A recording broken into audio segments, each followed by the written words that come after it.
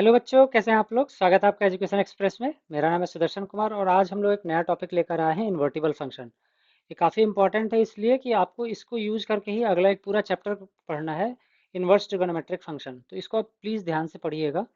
चलिए स्टार्ट करते हैं बिना देरी किए।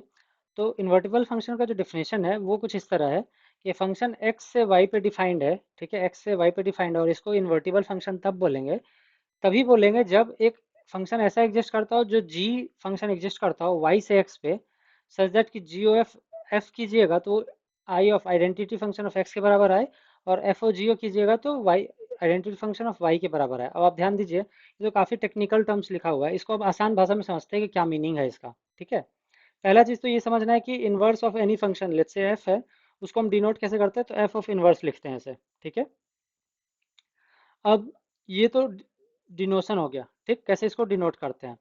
अब आप ध्यान दीजिए कि जो जी एक फंक्शन है जो एफ ऑफ इनवर्स के बराबर है, ये तभी एग्जिस्ट करेगा किसी फंक्शन एफ का।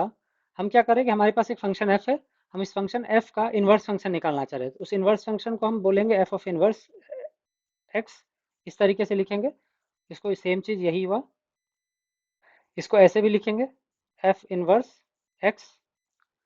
ये जो एफ इनवर्स एक्स है जिसको हम जी बोल रहे हैं, एक नया फंक्शन, ये तभी एग्जिस्ट करेगा जब हम अगर जी ओ ऑफ एफ निकाल रहे होंगे और वो आइडेंटिटी फंक्शन ऑफ एक्स के बराबर आ जाएगा, एंड एफ ऑफ जी निकाल रहे होंगे तो आइडेंटिटी फंक्शन ऑफ वाई के बराबर आ जाएगा।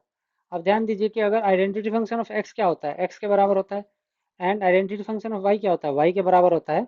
अगर एफ में इनपुट एक्स के रूप में ले रहे हैं और वाई में इनपुट, सॉरी, जी ओ एफ में इनपुट वाई की तरह ले रहे हैं। ठीक, तो ये तो दो ऐसी बातें हो गई जिससे आपका क्वेश्चन नहीं सॉल्व होगा, ये बस थ्योरी समझने के लिए है। ठीक, क्वेश्चन समझने के लिए, क्वेश्चन पढ़ने, क्वेश्चन कैसे सॉल्व करते हैं उस तरफ जाने से पहले आपको एक चीज समझने का जरूरत है कि कोई भी फंक्शन इन्वर्टिबल तभी होगा, उसको आप इन्वर्स उसका तभी निकाल सकते हैं जब वो फंक्शन वन वन भी हो एंड ऑन टू भी हो, दोनों चीज हो तभी आप उसका इन्वर्स निकाल सकते हैं। जैसे कोई एक फंक्शन एफ है जो वन वन है बट ऑन टू है, नॉट ऑन टू है। ठीक है, बट नॉट ऑन टू है। तो अगर ये वन वन है लेकिन ऑन टू नहीं है, तो मतलब क्या कि ये फंक्शन एफ जो है ना, इसका इन्वर्स एग्जिस्ट नहीं करता हो, इन्वर्स डज नॉट एग्जिस्ट। ठीक है, तो कोई भी फंक्शन एफ का या जी का इन्वर्स तभी एग्जिस्ट करेगा जब वो वन वन भी हो और ऑन टू भी हो। अगर कोई भी एक चीज नहीं होगा, मतलब क्या, one one and onto को बाइजेक्टिव भी बोलते थे, तो कोई भी फंक्शन जिसका इन्वर्स एग्जिस्ट कर रहा है वो बाइजेक्टिव भी होगा, ये भी आपको समझने का जरूरत है। तो हम इससे दो चीज समझ सकते हैं कि कोई फंक्शन एफ है, अगर उसको हम इन्वर्स कर पा रहे हैं मतलब कि वो one one and onto था। दूसरा चीज, अगर वो one one and onto है तो हम उसको इन्वर्स में कन्वर्ट भी कर सकते हैं। तो ये जो प्रॉपर्टी है ये काफ़ी यूज होगा ये प्रूफ करने के लिए कोई फंक्शन इन्वर्टिबल है भी या नहीं।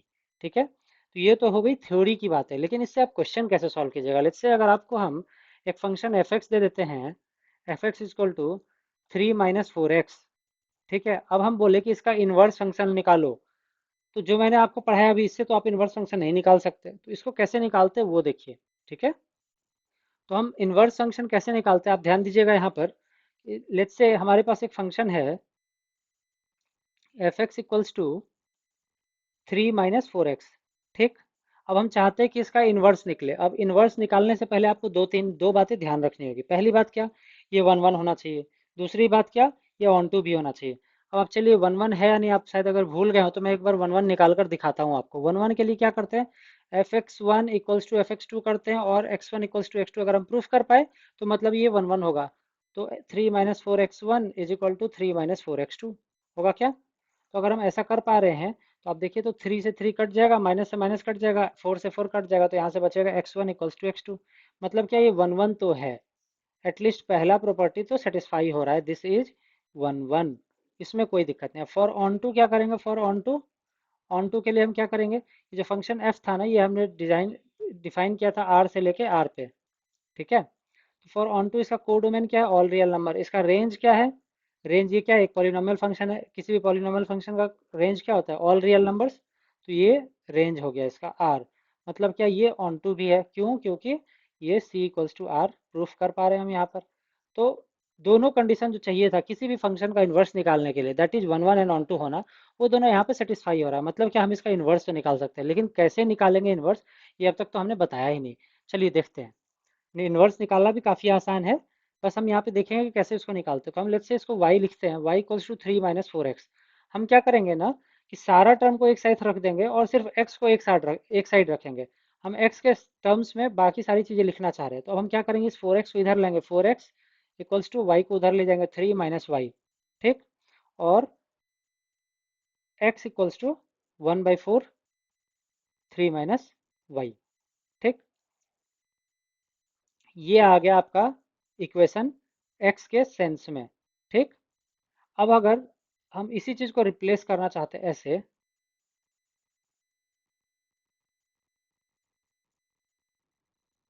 सॉरी, एफ इनवर्स y करें हम अगर, तो 1/4 3 - y होगा। ठीक है। So this is inverse of F x.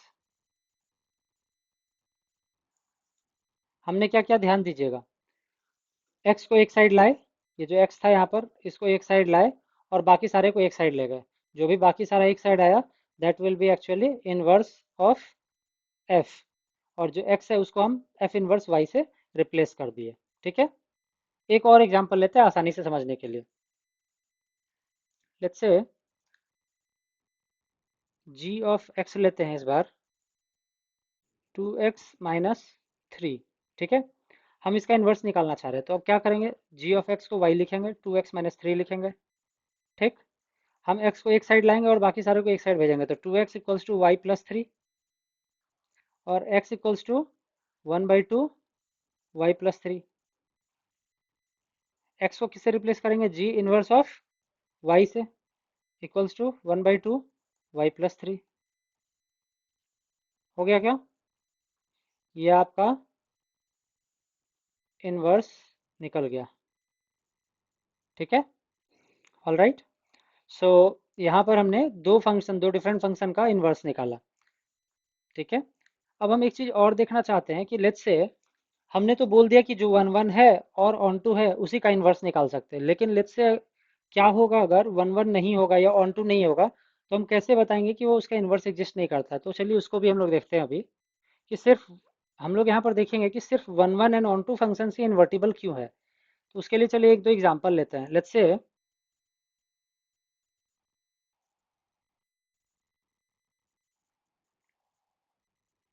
हम पहले ले रहे हैं जो वन वन फंक्शन है, 1 2 3 और 4,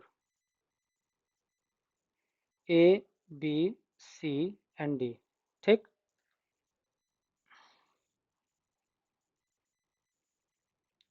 ये फंक्शन एग्जिस्ट करता है। वन जो है वो ए से जुड़ा हुआ है, 2 B से, 3 C से, एंड 4 D से। अब आप देखिए तो ये वन वन है क्या, वन वन है डेफिनेटली। क्यों, क्योंकि हर एक एलिमेंट जो एक्स साइड में है, एक्स और ये एफ एक्स है। ठीक। तो ये y equals to f x है। हर वो जो एलिमेंट एक्स साइड में है 1 2 3 4, उसका एक ना एक इमेज एग्जिस्ट करता है y में, और सिर्फ एक ही इमेज एग्जिस्ट करता है। सो इसलिए वन वन है। और ऑन टू होने के लिए क्या होना चाहिए, हर एक एलिमेंट जो एक्स साइड में है उसका एक प्री सॉरी वाई साइड में है उसका एक प्री इमेज एक्स में एग्जिस्ट करना चाहिए। तो A B C and D चारों एलिमेंट का एक प्री इमेज एग्जिस्ट करता है, दैट इज 1 2 3 और 4।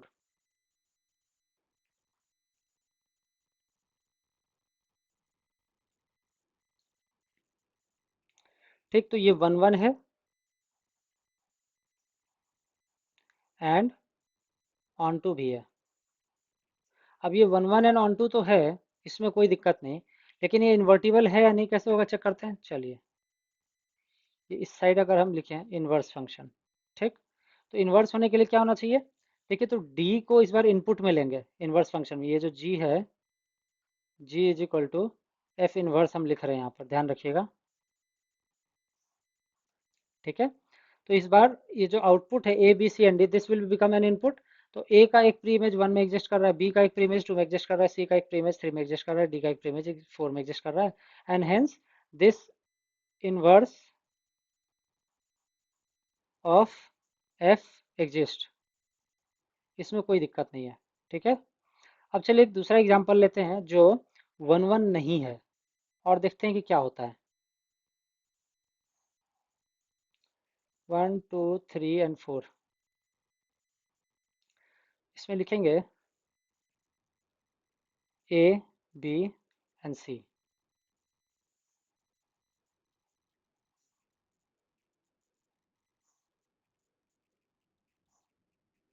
ठीक, तो अब देखिए, तो ये 1 1 नहीं है ना? क्यों? क्योंकि दो एलिमेंट ऐसे हैं जिसका एक आउटपुट है। ठीक, तो ये फंक्शन f तो मैनी वन हो गया, this f is many one.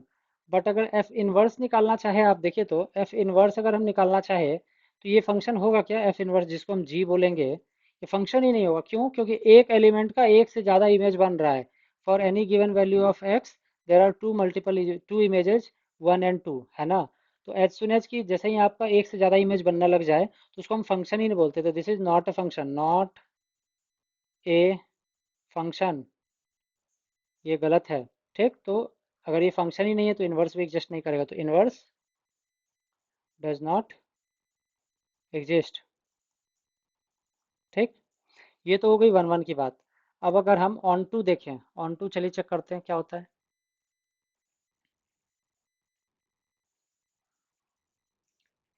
1 2 3 and 4, let's say ये ऑन टू नहीं है, मतलब क्या कि ए बी सी डी ई, ठीक है, 1 इसमें जुड़ा हुआ है, 2 इसमें जुड़ा हुआ है, 3 डी में जुड़ा हुआ है, 4 ई में जुड़ा हुआ है। ठीक है, तो आप देखिए क्लियरली ऑन टू नहीं है। क्यों ऑन टू नहीं है? क्योंकि एक सी एलिमेंट एक्स्ट्रा एग्जिस्ट कर रहा है जो वाई में, जिसका कि प्री इमेज एग्जिस्ट नहीं कर रहा है। अब जब प्री इमेज एग्जिस्ट नहीं कर रहा है मतलब क्या? ये 1 2 नहीं है। ठीक, बट अगर हम इसका इन्वर्स निकालना चाहें, इन्वर्स निकाल रहे हैं अगर हम यहाँ पर, तो देखिए तो इन्वर्स निकालते वक्त क्या होगा कि हर एक एलिमेंट जो आपका इन डोमेन में है उसका एक न एक आउटपुट होना चाहिए, एक न एक इमेज होना चाहिए। लेकिन यहाँ पर सी एक एलिमेंट ऐसा बच गया जिसका कोई आउटपुट नहीं है। अगर आउटपुट नहीं है, डोमेन में आपका एक्स्ट्रा एलिमेंट बच जा रहा है, मतलब क्या? ये फंक्शन ही नहीं है। तो this is also not a function. अब अगर ये फंक्शन नहीं है मतलब क्या? Inverse does not exist. ठीक, अब एक केस ऐसा लेते हैं जिसमें कि ये 1 1 तो नहीं रहेगा बट ऑन टू रहेगा, तब क्या होता है? चलिए वो भी देख लेते हैं। 1 2 3 एंड 4 5, ठीक, और A B C and D.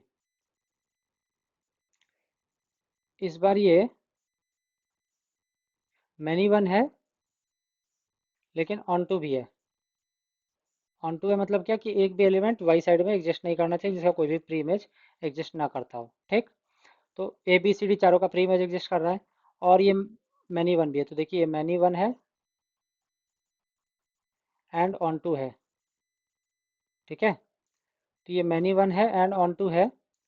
तो आप ध्यान रखिएगा कि अगर ये many one and onto है तो इसका फंक्शन तो एग्जिस्ट कर रहा है, बट अगर हम इन्वर्स चेक करें, इन्वर्स फंक्शन, तो ये एग्जिस्ट करेगा क्या? देखिए तो ऑन टू है, ठीक, तो एक भी एलिमेंट खाली नहीं है, मतलब इसका डोमेन तो सही है, इसमें कोई दिक्कत नहीं। बट जैसे ही आप देखिए ए का दो इमेज बन रहा है ना, किसी भी एक एलिमेंट का एक से ज़्यादा इमेज बनता है अगर, तो उसको हम फंक्शन ही नहीं बोलते, तो ये नॉट ए फंक्शन होगा।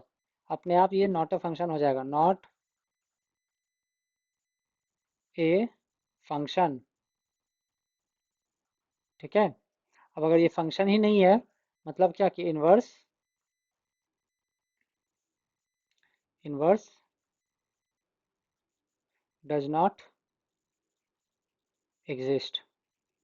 ठीक, तो इस यहाँ से आपको इससे क्या समझ में आया कि सिर्फ एक ही केस ऐसा है जिसमें आपका फंक्शन का कभी भी इन्वर्स एग्जिस्ट करेगा। वो कौन सा केस है? जब वो 1 1 भी हो, ऑन टू भी हो। अगर आप 1 1 बना दीजिए उसको लेकिन ऑन टू नहीं रहेगा तो इन्वर्स नहीं एग्जिस्ट करेगा।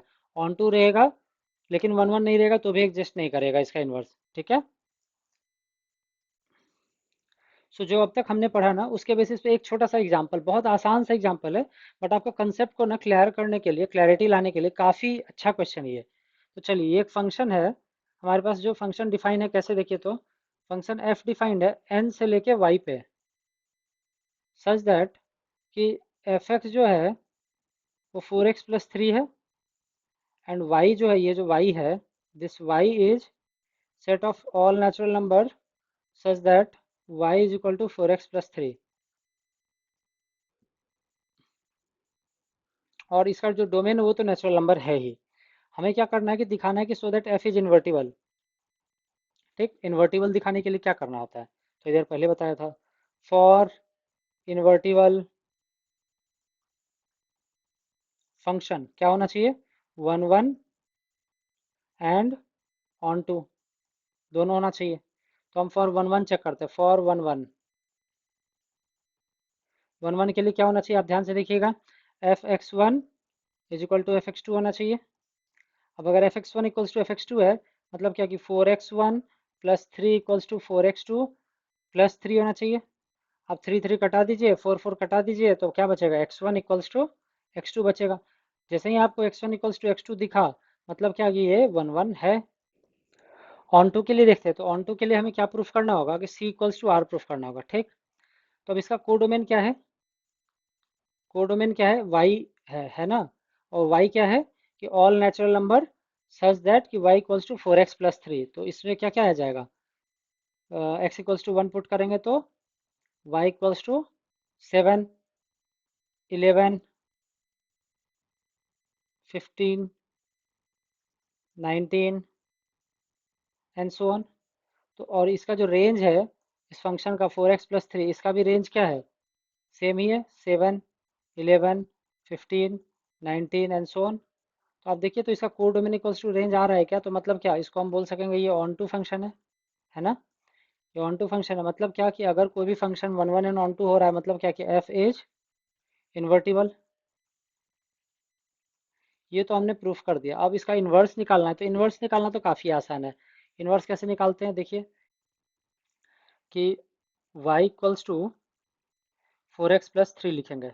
ठीक है, तो y इक्वल्स टू 4x+3 करेंगे और x को एक साइड लाएंगे, तो 4x equals to, sorry, y-3 and x equals to 1/4 y-3। और इसी चीज़ को लिखेंगे f of inverse of y is equal to y-3/4। ये आपका इनवर्स निकल गया। ठीक है, इन्वर्स तो निकल गया। अब हम एक चीज़ और चेक करना चाहते थे इसी जगह। हम क्या चेक करना चाह रहे थे कि याद है हमने आपको बताया था स्टार्टिंग में ही, देखिए तो हमने आपको बताया था कि इन्वर्स तभी एग्जिस्ट कर रहा होगा जब जी ओ एफ निकालिए वो आई एक्स के बराबर है, एंड एफ ओ जी निकालिए वो वाई के बराबर, आई वाई के बराबर है। ठीक है, चलिए इसी चीज़ को हम वेरीफाई करते हैं इस क्वेश्चन के लिए। तो हम लोग क्या कर रहे हैं अभी इस जगह कि जी ओ एफ निकालने का कोशिश करेंगे। ठीक, अब जी ओ एफ क्या होगा, देखिए तो जी के अंदर एफ एक्स डालेंगे, है ना। अब जी के अंदर एफ एक्स डालेंगे मतलब क्या कि जी है हमारा y-3/4, तो y की जगह एफ एक्स डाले। ठीक है ना, एफ एक्स क्या था हमारा 4x+3, ये आपका हो गया y-3/4। तो ये 3 3 तो कट जाएगा और 4 4 भी कट जाएगा, है ना। तो बचेगा x, और यही जो x था वो आई ऑफ, देखिए तो आई ऑफ क्या आएगा, आई ऑफ n आएगा, आएगा ना, आई ऑफ एन आएगा। अब ये तो जी ओ एफ निकल गया। अब एफ ओ जी भी सिमिलरली हम निकालते हैं। एफ ओ जी क्या है, एफ ओ जी क्या है, एफ ऑफ जी एक्स। ठीक, ठीक है, क्या आएगा यहाँ पर देखते हैं इसको। तो एफ एक्स क्या था हमारा, एफ एक्स था हमारा 4x+3, 4x+3। तो x की जगह इस बार क्या आ जाएगा, y-3/4 प्लस 3, ये 4 4 कट गया और ये 3 3 भी कट गया, तो बचेगा y। और y क्या था हमारा, आई ऑफ क्या था, y था। This becomes identity function of y। तो हमने ये भी बताया था कि इन्वर्टिबल फंक्शन तभी एग्जिस्ट करता हो जब G O F is equal to I X होना चाहिए था, या फिर हमारे केस में n होना चाहिए, और एफ ऑफ जी हमारे केस में आई ऑफ वाई होना चाहिए। दोनों चीज़ सेटिस्फाई हो रहा है, तो इन्वर्टिबल फंक्शन तो है ही, साथ ही साथ हम इसको वेरीफाई भी कर पाए। ठीक है, तो हम लोग फर्स्ट चैप्टर में अब तक काफ़ी सारी थ्योरी पढ़ ली है। तो इस चैप्टर में ना आपके बोर्ड सिलेबस से रिलेटेड सिर्फ इतनी ही थ्योरी थी। हमने क्या क्या पढ़ा अब तक, हमने इक्विवेलेंस रिलेशन पढ़ा। इक्विवेलेंस रिलेशन को निकालने के लिए दो तीन चीज़ें चाहिए थी, क्या, रिफ्लेक्सिव, सिमेट्रिक एंड ट्रांजिटिव, हमने वो पढ़ा, उससे रिलेटेड काफ़ी सारे अच्छे अच्छे क्वेश्चन सॉल्व किए। फिर उसके बाद हमने one one and onto function भी पढ़ा। One one and onto को यूज करके हमने कंपोजिशन फंक्शन भी पढ़ा एंड इन्वर्टिबल फंक्शन भी पढ़ा। तो हमने काफ़ी सारी चीज़ें फंक्शन से रिलेटेड पढ़ ली। अब सिर्फ बचता है इसमें miscellaneous exercise and miscellaneous problems, तो उसको हम लोग सॉल्व करेंगे अगले वीडियोज में। इस वीडियोज के लिए इतना ही। मिसलेनियस प्रॉब्लम्स जो सॉल्व करना है उससे पहले मैं आपको सलाह दूंगा कि आप सारे जो थ्योरी है और जो एक्सरसाइज 1.1 एंड 1.2 के सारे क्वेश्चंस हैं, आप उसको एक बार प्लीज़ पहले पूरा सॉल्व कीजिएगा। Then only you move on to solving those miscellaneous problems, क्योंकि वो काफ़ी अच्छे, काफ़ी भारी सवाल है और बोर्ड एग्जाम्स में भी रेगुलर बेसिस पे उनसे रिलेटेड क्वेश्चंस आता है। ठीक है, थैंक यू बच्चों।